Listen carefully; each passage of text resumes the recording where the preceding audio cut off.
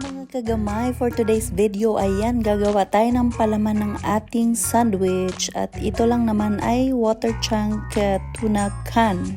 So ganito lang kasimple yan. Buksan lang naman natin at i-drain. Tanggalin nating mabuti ang water. Siyempre, ganito ang ginagawa namin noon, yung nagpapaaral sa akin. Ganito lang ang ginagawa, mabilisang pagkain. Tapos, habang ginagawa ko pala itong ating filling or pampalaman, ay sinasalang ko na ang aking bread para maging tostado siya. So, pagkatapos nating ilagay yan, durug-durugin naman natin ng kaunti. Ayan. Tapos, mag-squeeze ka lang dyan ng lemon at saka salt and pepper. Tapos, nilagyan ko na rin yan ng mayonnaise. Pero sa pagkakataong iyon ay dinurog-durog ko munang maigi. So, susunod naman na ang ating mga condiments na ilalagay. So, salt and pepper na nga. Tapos, pagkatapos dyan, lalagyan lang natin ng mayonnaise. Para magkaroon naman ng kabuluhan, sumarap ang kanyang lasa.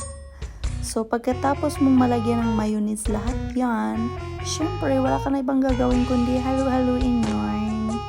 So, pagkahalo-haluin mabuti, kailangan na magiging even ang kanyang paghalo.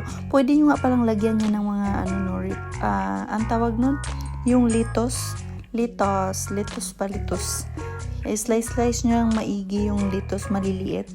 Tapos ihalo nyo dyan. So, perfect na yung inyong tuna. So, ayun, i-check na nga natin ang ating toasted na sandwich kung pwede na ba siya. So, ayan, pwede na natin itong tanggalin kasi medyo matigas na siya kasing tigas na ng aking bungo. Charot!